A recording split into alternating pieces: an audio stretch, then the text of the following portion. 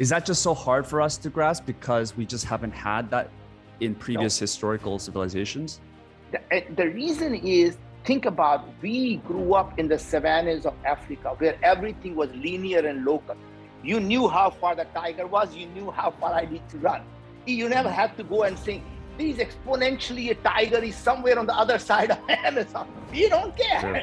Yeah, it doesn't matter. Yeah, It yeah. doesn't matter. So point is, we were very simply thinking about linearity because that's the only thing that gave us an advantage of survival or procreation for that matter, right? And those are the only two reasons why we as humans exist, right?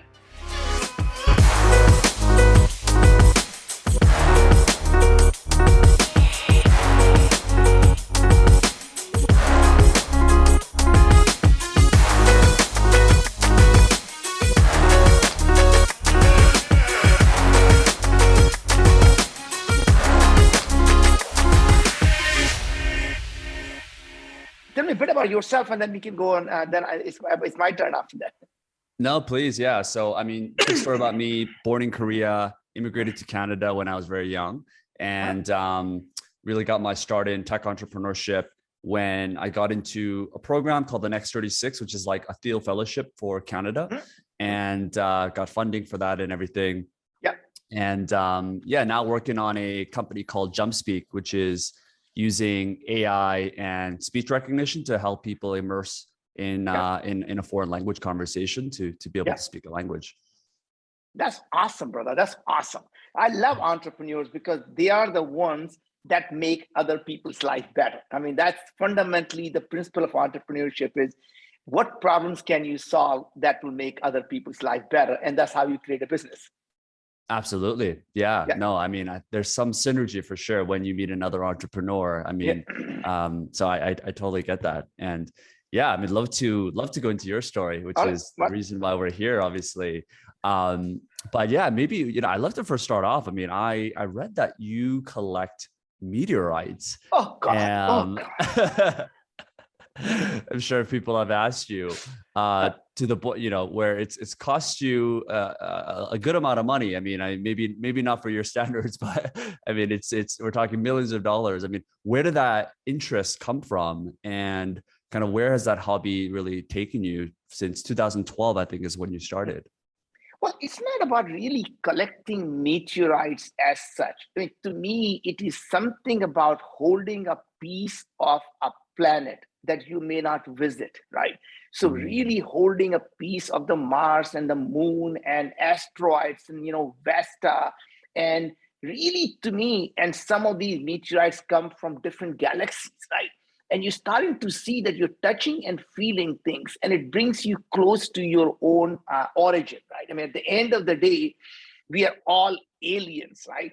I mean, there is no doubt in my mind that, initially the life started with all the meteorites, whether it is, some of the carbonaceous chondrite, bringing the water to our planet Earth, bringing the lot of the underlying amino acids that became the DNA for the life, and eventually that became a human life.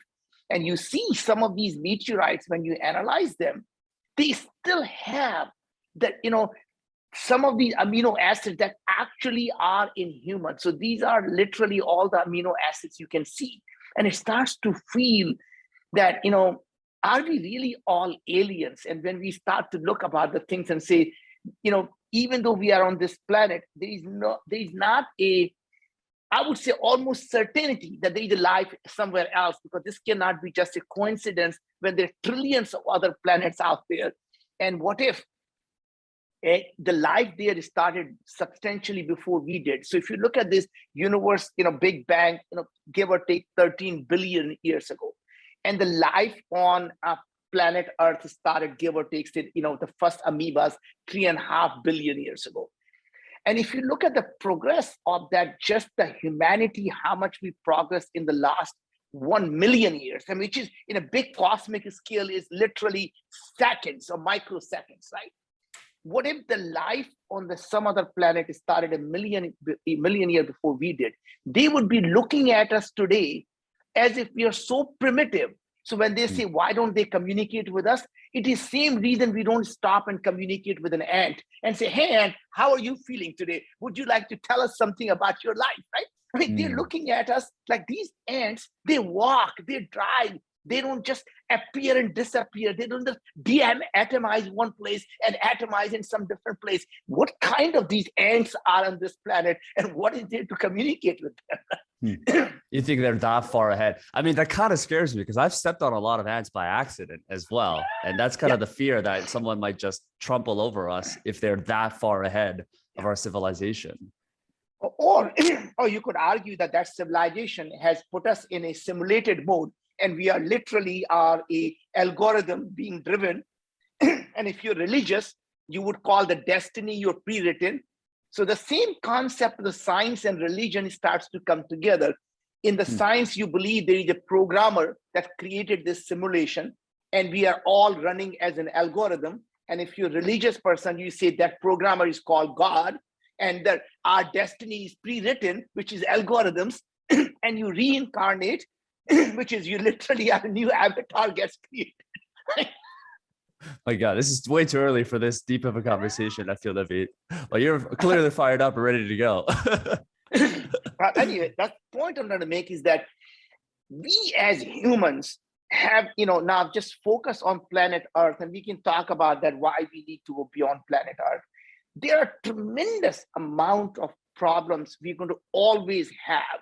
Every solution that we create ends up just pushing the problems to the next level. And there'll always be the problems to solve. And there's always going to be an entrepreneur who would solve that problem. And that's the reason, to me, that if you look at the superpowers of tomorrow or superpowers of today, they are the entrepreneurs. The countries are losing that battle day in, day out. Because at the end of the day, they rely on entrepreneurs to go out and do that. Whether it's a space exploration now, or whether you're looking at that gut exploration, whether you're looking at pushing the boundaries of what automotive industry could do, to the pushing the boundaries of what energy policies we can have.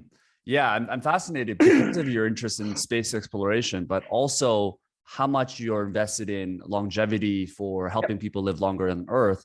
What are your thoughts around exploration and how, let's say, someone like Elon Musk thinks about the idea that we shouldn't depend on just Earth, that this is really the next frontier of living on other planets? I mean, is that something you support, or do you feel that it's really better to spend resources here on Earth and you're just solely based on, keeping Earth the paying place for humans? Well, look at this way, Sean. I mean, that mindset of scarcity will tell you that if you're spacing exploration of space, then you are not taking care of Earth. And I think the mindset of abundance tells you you can do this and that, not this or that. So idea is, why not do both? Because at the end of the day, in the long term, you have to save humanity from potential extinction, right? All 7.4 billion of us are living on a single aircraft or single spacecraft, let's call that, called planet Earth. Our spacecraft is flying naked in the space. It's a matter of time if we get hit by a large asteroid. Remember what happened to the dinosaur species. They were substantially larger. When the asteroid hit, the whole species got wiped out. So when you and I today are so egotistic, and when we look at the thing and say, I am worried about our planet, hear what planet has to tell you back. Don't worry about me, worry about the human species. I will be just fine. You will get wiped out. Right? My point is, when dinosaurs got wiped out, Earth created humans. We get wiped out, it will create superhumans. It's not going anywhere. The planet would survive. And if we don't take care of our human species by actually going into not just the different planets in our solar system, because one day our solar system is going to implode. Think about it. Our sun is a fusion source. Whether it's now 100 million or 1 billion years from now, that star is going to be gone, and all planets around it is going to be gone. So you want to distribute initially to the nearest planet, moon. We want to go to the Mars, but then you want to go beyond our solar system into a different solar system within our galaxy. And then you want to go beyond our galaxy into a different galaxy, because that's how you want to create the backup of the humanity into multiple places. And one day you want to go beyond our universe into other universe, so you have a backup to the other universe. And then someday you can reseed the species if you need to. So the answer is yes.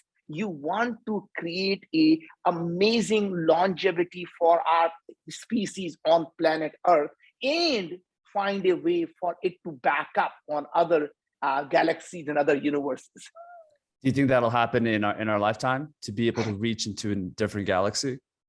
Well, it is going to happen in our lifetime for us to be able to live on other planets. There's just no doubt in my mind that, people say that how can humans live on Moon or Mars, or pick it just even on our solar system, because they ask the question about how are you going to grow the food on the Mars, or how are you going to grow the food on the Moon.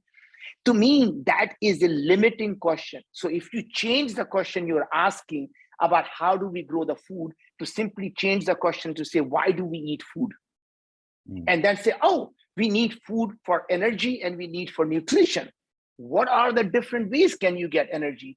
A lot of bacterial species get energy from radioactive waste, which is radiation. What if we can take a bacteria, that genetic bacteria from those genes from those bacteria, use CRISPR to modify in vivo ourselves, and suddenly we are radiation resistant and we get the energy from radiation? Can we use the energy from photosynthesis like the plants do? Right. My point I'm trying to make is that if you ask slightly different question, it opens up the possibilities of what no one has ever thought about. And as an entrepreneur, that's a rule number one. Every time you want to solve a problem, ask yourself, what questions am I going to be asking which are different from what everyone else is asking? And that's how you solve the problem that remains unsolvable. How have you taught yourself? And do you think it's possible, and what's the process of teaching people to ask better questions? Because I feel like that's really one of the most important things you can do to get the right answer. Yeah. And partly it has multiple facets to that. Number one, if you are an expert in your field, you will never ask the different question, because by becoming an expert, what makes you an expert, that you have gathered tremendous amount of knowledge and the base that you call yours, they've taken it for granted, and that's what makes you an expert. So you will never be able to challenge that, because that's what makes you an expert. It is that person coming from outside in challenges the foundation of what every expert has taken it for granted, re-ask that question, and completely changes the foundation, and the whole industry gets disrupted, right? And that's the reason you find every single industry you look at today, who is disrupting it? It is not the insider. Look at the space. Was it the Boeing or McDonald or NASA that decided to go disrupt, build the reusable rocket? It was a private enterprise that did that. And the people who came from outside the industry, from the internet, e-commerce, right? Right, you're right. Airbnb, saying, Uber, yeah. Right? And or you look at the people like Richard Branson coming from totally hospitality industry and saying this needs to be disrupted. The point I'm trying to make is, you look at the automotive industry. It wasn't the Ford or the GM or the Chryslers or BMW that decide, let's go make the electric vehicle. It was an outsider who did that. And you look at all the things like Uber, as you mentioned, they disrupted the taxi industry. Taxi industry did not disrupt, right? It is, you look at the hotel industry disrupted by Airbnb, not some Starwood or somebody decided that it's time to rechange the industry. And my point is that applies to everything. Today, you're going to find the real estate industry being disrupted, the credit card industry being disrupted. You pick a place, it is going to get disrupted because there's someone out there who's rethinking how it should be done. Look at finance. I mean, someday the blockchain and some version of digital currency is going to completely change the peer-to-peer lending. It's going to get rid of all these centralized intermediary banks that we call them today. Absolutely. Yeah. Well, you have this great, I mean, maybe the fundamental underlying process to get to asking better questions is the curiosity portion. You had this great quote where I'm going to paraphrase it, which is focusing on making the horse thirsty instead of worrying about whether the horse will drink water when you lead it to them.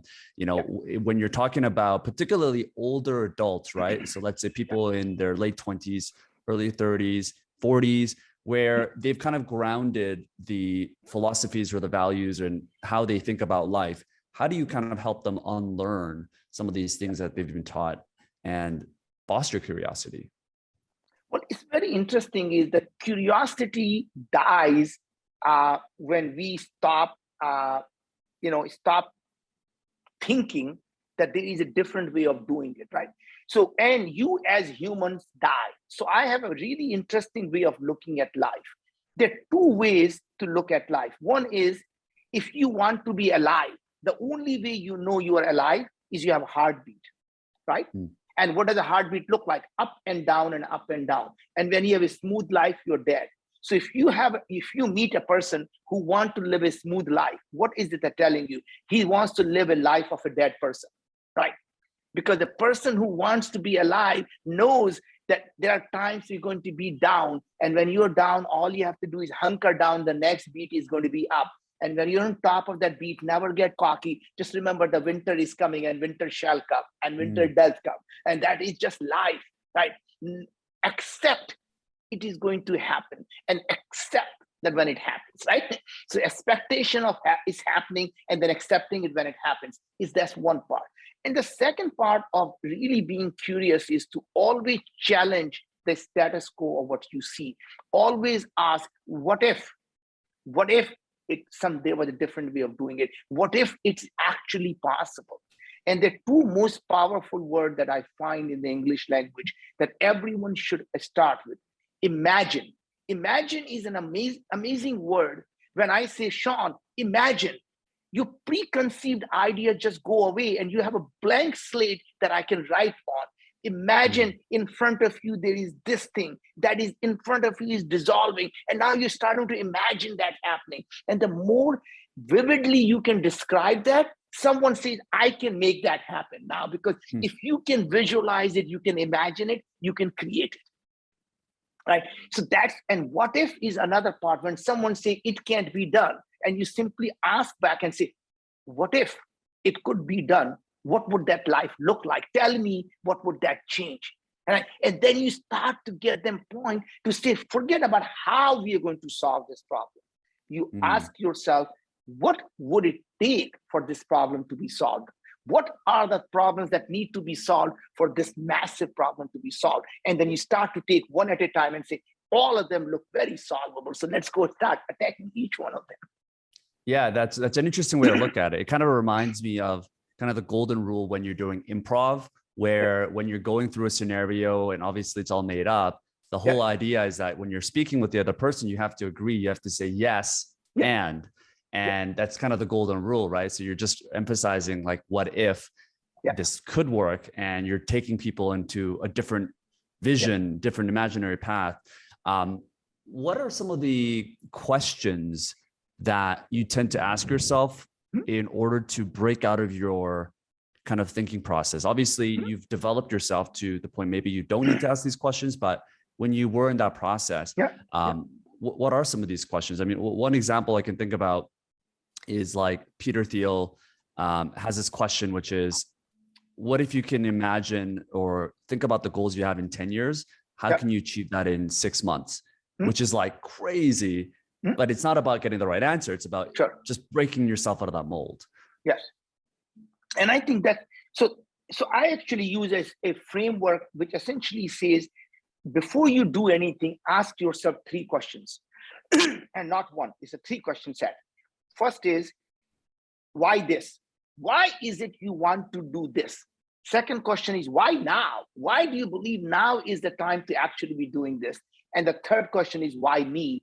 Am I really the right person to be doing this? And what is it about me that makes me the right person to be doing it, right? And so first question is very simple. Why this is, you start backward, just like you say. God forbid you are actually successful in solving the problem that you set out to do. Would it help 1 billion people live a better life? And the reason you ask that is because when you start to think about making 1 billion people's life better, the two things happen. Not because it's a philanthropic thing to do, because anytime you can build any product or service that can help 1 billion people, you can create $100 billion or $500 billion company. The second reason you ask yourself that question is you no longer simply do something that may work, but only helps 1,000 people because it's a non-scalable way of doing it, right? Because if you think 1 billion people, you have to think at scale how it is going to be done. So you don't say, hey, if I can build a shelter where you can have homeless people come in, you say, wow, that's an amazing thing. And then you realize, how is them going to do that for 1 billion people? You say, well, that's not doable, right? And that's the reason you start to say that even if it is successful, would it scale to 1 billion people? Because no point doing something that succeeds and fails because it can't scale. Right? And that's the thing. So that's one part. Then you ask yourself the second part, why now? And why now is what had changed in the last 1 to 2 years, but more importantly, what do you expect to change in the next 3 to 5 to 10 years that will allow you to solve this problem at scale by intercepting the exponentially growing technologies that could, and this problem couldn't have been solved half a decade ago or even 2 years ago. This problem can only be solved now because there is convergence of these technologies that are coming together that was never possible before, right? So when you say the cost of digitizing the human body is coming down, cost of computing is marginally zero, cost of analyzing an AI is becoming so powerful, it can actually do unsupervised learning on massive amount of data. And then you say, oh, that means the healthcare problem can now be solved, right? And then you start to ask yourself the last question, which is why me, which is what questions are you going to be asking which are different from what everyone else is asking? And I think Peter Thiel would put it in a slightly different way, which is what is it that you believe that everyone else disagrees with, right? Yeah. And that's basically a similar way of asking. I say, what is that industry is doing and you believe that's just wrong way of doing it, there is a better way of doing something, right?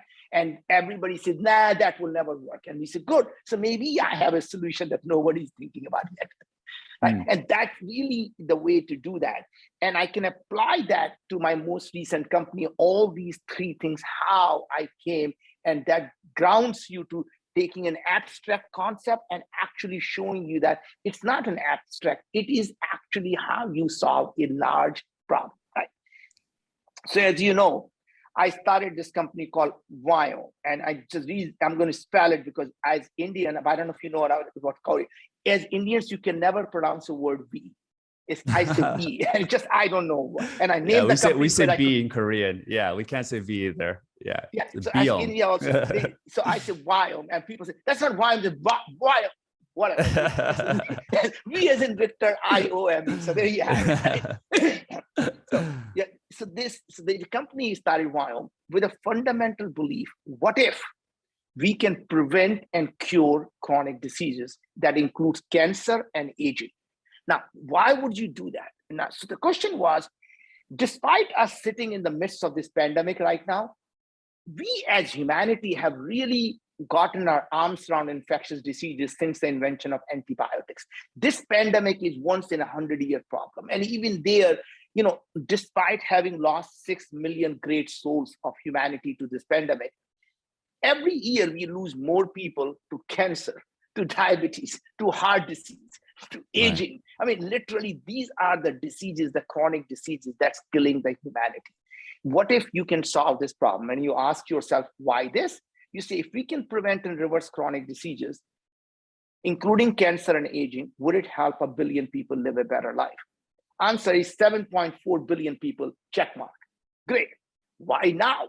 Why now? You say, look, the cost of digitizing used to be, $10,000 or $1 billion when we first sequenced the human genome. It has come down to $1,200. In the next 3 to 5 years, it will come down to $100 or $10.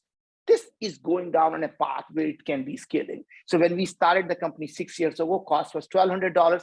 We were convinced it's going to go to $100, came down to about $8 to $10, right? And we say, great. So even though we were 10 times optimistic, turns out we were 10 times pessimistic. And that is really interesting thing about exponential technologies, that human mind can never grasp the concept of exponentiality. It always does linearly. It came from 10,000 to thousands in the 5 years, will go down to 100 in the next 5 years. It is just very, very linearly. And I think I can give you one problem that I think most people get it wrong, and which is, how do you look at this exponentially or doubling of a technology, right? So if I were to ask you and say, hey, if you take 30 steps, how far would you go? Everybody can tell you, I'll be end of the room in 30 steps. You said take 30 doubling steps, 1 step, and then 2 steps, then 4 steps, then 8 steps, then 16 steps, and 32 steps. How far would you go with 30 doubling later? And people say, maybe 2, 3, 5 miles, right? Right. It is literally 16 times around the planet. Wow. Right? It's human mind just can't grasp, because the 30th doubling later, it is 1 billion steps. Yeah. Is that just so hard for us to grasp because we just haven't had that in previous historical civilizations? The reason is, think about, we grew up in the savannas of Africa, where everything was linear and local. You knew how far the tiger was. You knew how far I need to run. You never had to go and say, there is exponentially a tiger is somewhere on the other side of Amazon. You don't care. Sure. It doesn't matter. Right? Yeah. It doesn't matter. So point is, we were very simply thinking about linearity, because that's the only thing that gave us an advantage of survival or procreation, for that matter, right? And those are the only 2 reasons why we as humans exist, right? So point I'm trying to make is that once you understand this concept, so again, coming back to my framework, you start to look at the same thing is happening, the cost of computing. It used to be you need a supercomputer to analyze these petabytes of data. Now you can throw them on a cloud computing. The costs are coming down from tens of thousands of dollars to hundreds of dollars to tens of dollars to dollars now, right? And that, we saw that coming. And AI is becoming so powerful, and we all knew that. So that's the reason I started this company 6 years ago, that this problem can be solved. The third part was the most important part, as you pointed out. Why me? I am not a scientist. And by the way, nor do I have a degree in the medicine. Now, what makes me the most dangerous person in this industry is because I know nothing about it. So I don't have to have any preconceived ideas of why it can't be done. So when every expert in the industry was saying, I want to focus on your DNA or your genetics, because your DNA is your human body, DNA is unique to you. It never changes. And if I can find out what's the DNA of Shan, we can solve this problem. And I kept thinking, God, if DNA never changes, then when I develop diabetes, how would I know I'm developing a diabetes? It's not changing. How would I know when I'm developing a heart disease? Because my DNA is not changing. So I can do my DNA test. I gain 100 pounds, my DNA is the same. I get diabetes, my DNA is the same. I get heart disease, my DNA is the same. I get depression, anxiety, Parkinson's, and so on. My DNA doesn't change. And then I die. You do 10 years after I die, my DNA is still the same. Remember, we can still get a DNA from the dinosaurs. Right? So DNA doesn't even tell you you're dead or alive, let alone you're healthy or sick. So it occurred to me, wow, if DNA doesn't change, what changes when you develop a disease? Go back to my Khan Academy, like, what the hell is going on? High school biology. Oh, DNA makes RNA, and RNA is what changes the gene expression. It's what changes when you develop a disease. When someone doesn't know, what do you ask? You say, fuck it, let's just measure RNA. Why don't we just go measure RNA?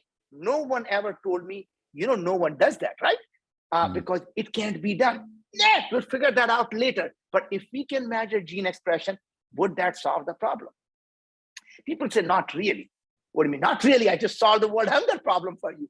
Well, there are microbes in your body, in your gut, in your mouth, all over you. And they, by the way, 100 trillion of them, and a little bit of human genes in them. So literally your whole body is an ecosystem full of microbes inside you, outside you. And every single disease, by the way, you can Google today, Parkinson's and microbiome, depression and microbiome, cancer and microbiome, literally any disease you want, microbiome is actually important. Everybody believes that. And then suddenly you go back and say, holy cow, is there a eureka moment that I found that every disease, chronic disease connected to microbiome, or I'm a complete moron if everybody believes that's a problem and there are 10 companies that are looking at microbiome? Why is this problem not solved yet? And then you go back to the framework. What questions are they asking? And it turns out every single microbiome company, even today, is asking the same wrong question. They want to know what organisms are in Sean's gut, what organisms are in Naveen's gut. And here's what happens. Not knowing what these organisms are, I keep thinking they are probably like a tiny humans. What if there could be 10,000 different organisms producing the same thing that's making me sick? So I take two people with diabetes, completely different microbiome, yet producing the same toxin that's making you sick. What matters is what they are producing, not who they are. And what if the same organism can do something good because it's in the good gut environment in Sean's gut, and something totally toxic because I have a really toxin producing gut microbiome. And every organism, even the good one, is producing the toxin because it needs to survive. So it is a good person behaves badly in a bad environment and a bad person behaves good in a good environment. So let's just focus on what they are doing, not who they are. So punish the sin, not the sinner. Yeah, that's a fascinating way to approach it. And again, as like you said, you didn't have expertise, you didn't have a PhD in this experience in this field. You just went into it. For someone that's maybe in a similar situation, how do you balance that combination, that kind of delicate dance of humility, but also the ambition of So the way you do that is you bring that impossibilities to possibilities, and then you actually challenge experts to tell me how to do that, why it can't be done, right? So when we started on this journey, we said, okay, we're going to do this RNA sequencing. I literally went to JPL, NASA JPL, thinking these guys have figured out go to Mars looking for organisms. They must know how to do that. No luck. I'm thinking, you are morons. Of course, headquarters at Houston figured this thing out long time ago. I'm going to go to NASA Houston. No luck. Went to Kennedy Space Center. No luck. Lawrence Berkeley, Lawrence Livermore. No luck. I am now at Los Alamos National Lab. And this time now I'm like giving up, like what the hell to do? Maybe this thing just not possible. So I decided I'm going to do a challenge. Here is $100,000 to any scientist who can come and tell me how to do this. And one of the scientists comes and say, I'm working on a project where not only I can tell you what these organisms are producing, I can tell you what antibiotics, if there is a bacterial infection, what antibiotics is going to work and which one is not going to work. So my first question was, what project are you working on? And he looks at me, he says, what's your security clearance level? And he said, don't answer me. He said, even if you told me CIA, I can tell you that you don't have a right to know anything what I'm working on. So just don't ask me. And I'm thinking, that's bullshit, right? So I said, no, I don't care what you're working on. Tell me how you do it. And he's describing to me how he does this RNA sequencing. Anyway, long story short, I managed to get a perpetual exclusive license to the technology, hired the scientist and his whole team, and started Viome. Wow. And literally, that's how entrepreneurs do. They go and say, I don't know how to do it, but I'm going to find someone who knows how to do this. And then my job is to now bring the team together. And I said, now I know how to do this. I need somebody, a good AI person. Call the head of IBM Watson and say, do you want to come and solve the problem that will challenge that humanity, how humanity lives? He said, look, I got a lot of success in my life. I want to work on something that is going to be legendary for me to create my significance of what I'm working on. So he quit his job and come and join me. Right? Now, I'm now building this massive team, hired the global head of R&D from GSK to make sure I'm doing this thing in the right way. And then guess what happens? When you build a team like that, every venture capital saying, what the hell are you working on? Why are all these people quitting and joining you? We want to give you money. So suddenly now you have access to money, you have the team, and now you can solve the problem that I had no idea how to do it, right? Guess what happens? I started this company, and now we have analyzed over 325,000 people. People get this test at home, give us a touch of a stool, by the way. Beautiful package. Right? But yes, that's the whole idea was, it wasn't a medical package. Imagine living in a world where illness is optional, very inspirational and aspirational. You give us a couple of drops of your blood, touch of your stool, a spit of your saliva. We tell you, hey, Sean, your biological age is this despite your chronological age. That tells you how well your body is aging from inside. What is your immune health? That means how well are you protected against cold, flu, or God forbid, COVID? What is your cellular health? What is your gut health? What's your mitochondrial health? And then we don't say good luck. Then we say, oh, Sean, don't stop eating broccoli because your sulfide production in your gut, those microbes are putting a lot of sulfide that's causing inflammation. And broccoli has a lot of sulfate in it that makes the sulfide. Don't eat broccoli right now. And by the way, your oxalic metabolism pathways are very low, so don't eat spinach, even though Popeye told you it's good for you. Popeye was not a scientist. Don't take that. Your ammonia production is causing a lot of inflammation in your gut. And by the way, it's coming from fermenting the protein. So the protein that you're eating is not being digested. So take a digestive enzyme with your protein. How do you know what we're eating, though? Is that something we also have to? Okay. No, we tell you what not to eat and what to eat by looking at what is already happening. So we are deducing that you must be eating a lot of protein because you're seeing the protein fermentation. We know your sulfide production is too high. You're eating a lot of foods that have high in sulfate, broccoli, cabbage, Brussels sprout, because there is no way otherwise sulfide is going to be produced. And is this using AI? Like, is it just being sent to a lab? There's no scientists involved. No, just analyzing the RNA of your blood, and analyzing all the RNA of your microbes, at all the RNA of your everything in your saliva. And then we tell you, this is what is going on in your body based on all the samples you send us using AI. And then even better, then we tell you, hey, don't take vitamin B3 because your uric acid production is too high. And don't take curcumin right now because your bile acid production is too high. A lot of people take NAD for longevity. I'm telling you, NAD or NMN is going to harm you because your cellular senescence is very high right now. Don't take that. But you do need 22 milligram of berberine every day. You should take 27 milligram of elderberry every day. Take 29 milligram of amylase every day. So now we tell you every vitamin, mineral, herbs, digestive enzymes, amino acids, probiotics, prebiotics, and then we go a step further. We make those capsules with only those ingredients in that dosage for you every month. And as you reanalyze your body, we say, okay, you don't need elderberry anymore, you don't need amylase anymore. Now I'm going to give you these different things, right? So it doesn't matter. This is literally my box, right? Precision, just what you need, nothing that you don't. Yeah. Every single thing here, there is nothing pre-made, brother. Everything is made for you that day when you get your test results. Right. And that's literally, by doing that, here's amazing thing that happened, Sean. We did a clinical test. In 4 months, people's diabetes score, HbA1c, came down by 30%. Their depression came down by 36%. Their anxiety clinical score measured by GAD-7 by 32%. IBS by 40%. And then we showed that people who have taken the test for 6 months test again, they sleep better. They have no acne or eczema. Their digestive symptom, bloating, gas, stomach ache is gone. They have better mood, right? All the things that people thought were diseases were just the symptoms of inflammation.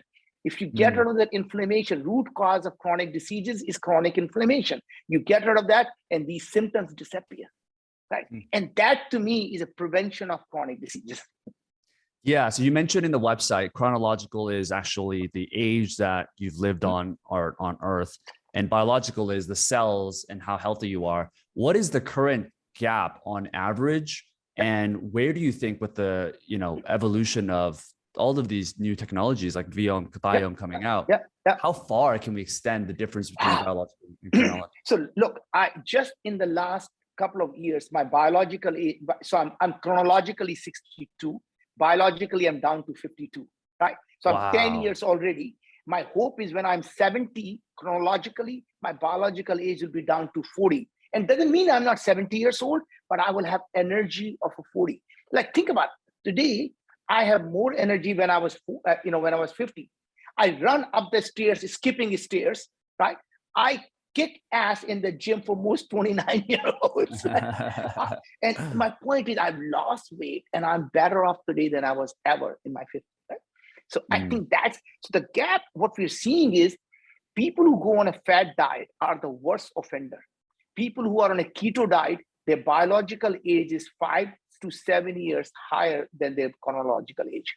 Huh, why People is who that? are on, because remember, they don't eat all the nutrients. They're only eating fat. They're only eating protein. They're not eating any carbs. And your body is completely out of whack. Your hormones are out of whack and your organs are out of whack because they're no longer getting the energy. People on a paleo diet, the same problem. So what we saw was, in fact, very interesting was, women, when they get pregnant, they actually reduce their biological age because of the getting the new baby to be born. The body rejuvenates itself. And it's amazing. We see when women get pregnant, their biological age comes down. Interesting. And you measure that through the Viome, you said? Viome, You guys share Viome? You guys share that. Okay. Yeah. Interesting. Huh. Wow. And so it's very interesting that you can see all that. And now from that, we are able to do the diagnosis of the diseases that were never diagnosed early. So we just got the FDA breakthrough device designation. You spit in a tube and we can tell you if you have stage 1 or the earliest possible sign of oral cancer or throat cancer. 95% specificity. And we are now launching that as a consumer test. In the next couple of months, we send you a test, you spit, and we can tell you if you have any sign of cancer in your mouth or throat. And we're going to be yeah. What was the sample size of like the people that went through that? So we did a clinical study that we sent to FDA. This was about 5,000 people. 5,000. 95% specificity and 90% plus sensitivity. And now we are extending that to other diseases: colorectal cancer, GI cancers, breast cancer, ovarian cancer, gynecological cancer, head, neck, shoulder cancer, IBD, NASH and NAFLD, right? So literally we're going through and say, can we diagnose these diseases before the people even know they have them, so we can do something about it and reverse it? Yeah, these upcoming technologies are so fascinating. We had Sergey Young on, who runs the Longevity Fund, which I'm sure you know through X Prize. I know Sergey very well. I've done actually a podcast with him, and Sergey is, of course, as board of X Prize with me, and he's also, and I'm also on the board of Singularity University. So that's how I know Peter and Ray Cardwell. Yes. And I'm always curious to know. I mean, it's been a while since we spoke with Sergey, but based on what you've seen, just because you have a lot of information, curiosity, and insider knowledge around this stuff, what are some of the upcoming technologies that you're the most excited about that can make a big impact on how long we live on a longevity health basis? Yeah. So I can tell you that the thing that we knew 2,500 years ago is probably the one that's going to drive us forward, which is let food be thy medicine, right? And I really believe the medicines of the future are going to come from a farm, not a pharmacy. The food is going to be the medicine. The food we eat every day and how the food is grown actually has more impact on our longevity than anything else we do, right? So there are only 4 or 5 things you can do. The proper nutrition for your body, getting a healthy sleep, movement, which is exercising a bit. You don't need to be a gym rat. All you need to do is 20 minutes of walk, and that's good. It's just movement, what that does that, right? So, and number 4 is reducing the stress, because your gut and a brain are connected. When you are stressed, it releases corticoid that changes the gut microbiome. It actually converts, the microbes are converting these, notice, corticoid into other hormones like testosterone that actually cause inflammation in the gut lining, right? So the point I want to make is that those are the 4 things you have to do. A personalized nutrition. There is no such thing that, as Hippocrates said, not only he said all diseases begin in the gut. Remember that? Hippocrates quote, all diseases begin in the gut. Let food be thy medicine, let thy medicine be the food. And the last part was, one man's food is another man's poison. He knew that everybody shouldn't be eating the same food. Broccoli may be good for you, it may be bad for you. Spinach may be good for you, it may be bad for you. And it's not forever. It may be bad for you today, a year from now, it may be good for you. right? It just, as the body is changing and adapting, you have to know. You can't treat your body like a black box and hoping it will just do the right thing. You have to know what's happening and adjust your diet. So to me, the biggest change is going to be from naturally that part. Ultimately, you ask me about what other technologies. I am super excited about, I don't get excited about CRISPR at all. And let me tell you why. Your only rare genetic diseases, which are less than 2% of all diseases, are called rare genetic diseases. And you know, Sean, why they call rare genetic diseases? They're rare, right? And only those genetic diseases are fully penetrant. You have a gene, you're going to get a disease, sickle cell anemia, right? And there only you can do CRISPR to modify. Everything else is a bullshit. Tell me, and this is how I explain to people. Let's assume you say I have multiple copies of APOE4, and somehow somebody tells me I'm going to get, I have 8 times more likely to get Alzheimer's. First of all, the reason I think is bullshit is elephants have 8 copies of APOE4, and elephants are known for their memory. So let's just forget that for a second. If I have a gene that I'm born with, why does a gene sit idle for 60 years or 70 years and wakes up one day and say, fuck Sean, I'm going to wipe out his memory right now? Really? It just one day it wake up and say, I'm going to wipe your memory. It's in a bad mood. Yeah. Yeah. Basically, I asked them, I say, what happens to the gene that I'm born with? Does it, something has to trigger it for it to do something to overexpress or underexpress?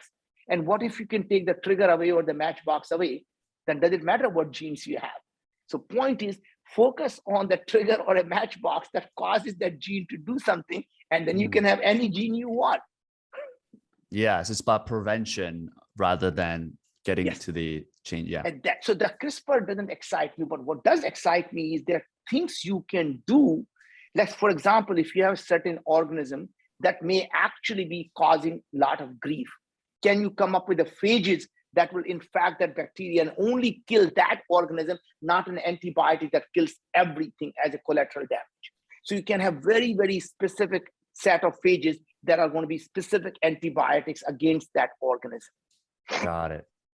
Other technologies that are really exciting, in my opinion, are going to be that sooner or later, every part of our body is going to get analyzed every day, not once every 3 months, 6 months, or every month, because our tiles are going to have sensors in them. So as we walk, it knows, analyzes our sweat, it analyzing our weight, it analyzes when you wake up. Our ambient devices are analyzing our voice. Boy, that does not, you look like you're sick or you have depression or you have this. Your mirror is analyzing your body. Your toilets are analyzing your stool and urine. I mean, literally all these devices are constantly analyzing. And one day, our nanobots in our body are going to be literally on our body, analyzing it and repairing our body. So much so that you may not even need your heart, because you have these nanobots that are going to be actually, when pumping the oxygen, carrying the oxygen to the different tissues. And when your heart stops working, you can simply call your doctor and say, hey doc, my heart stopped working. I'm going to take a quick shower. Can you print me a new 3D heart? You already have my stem cells. Print me a new heart and I'll be there in about an hour or so. Right. Wow. And all these things are going to start to happen. 3D organic, 3D printed organic organs that are made from your own stem cells, so they will never be rejected.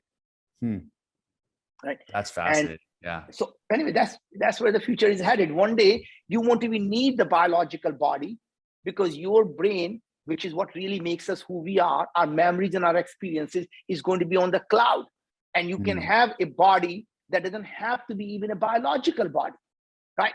So today we can replace our knees, I replace our hip, we can replace every part of our body and we still think it's us, as long as our brain is there. And now what if your brain can be on non-biological body? Yeah, I mean, I could totally see that, especially with the metaverse and all these things that are coming up. Yeah, it's fascinating. Before we go, I mean, I definitely want to make sure people check out all of the things that you're doing. Where can people find you online, Naveen? Where do you want people to learn more about you and what you're working on? Of course, you can go to naveenjain.com.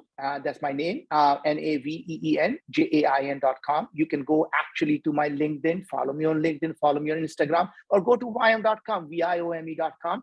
And you can find all the work that we're doing, and hopefully that will prevent you from getting sick. I'm sure we're going to convert some people into personalized nutrition just from this episode today.